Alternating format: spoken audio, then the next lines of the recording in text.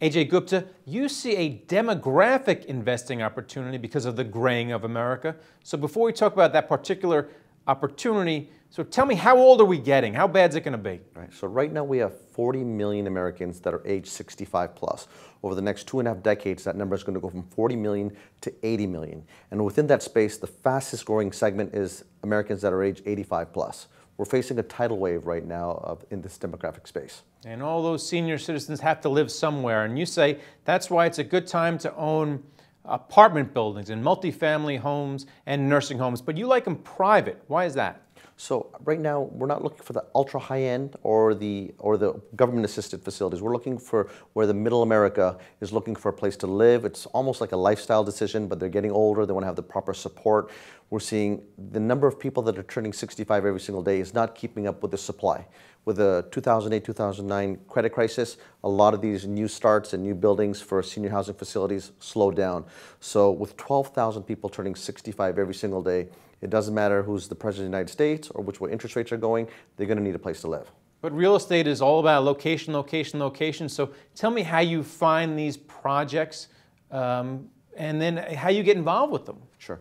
So I've partnered up with some of the biggest operators and family offices in the country, and we're co-investing with them. They're the deep pockets that are buying these facilities, and they've been operating one family office that owns more than $1 billion of senior housing facilities around the country. So they've got a strict diligence process, they've got a tremendous track record. And one of the things that I like partnering with these people is not only am I investing alongside them, but we're also getting the benefits of real estate in general, just the tax deferral, the 1031 exchange potentials, the depreciation that you're able to benefit from the rental income. And what kind of income are you getting right now? Where is your yield? Because it's hard to find yield anywhere. Where are you getting it? So of the several investments that we've made so far, we're generating yield of approximately 7%, paid monthly into the client's accounts. Some of them pay quarterly, but that's what the yield is right now. What about liquidity? Because as we found out during the financial crisis, it's much easier to pull your money out of stocks or something that's trading across the street at the exchange than to pull it out of a concrete structure somewhere.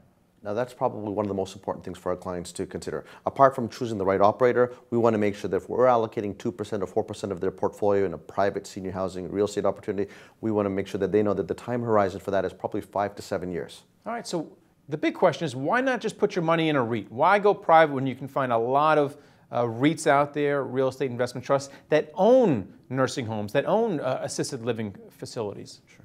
So for our clients that are looking for daily liquidity or want to have a portfolio that they can borrow against, publicly traded senior housing REITs do make sense. The only negative about those is, number one, they're highly correlated with the stock market. So you're moving up and down with the stock market. Number two, you don't get the benefits of depreciation against the income that's coming in on a regular basis.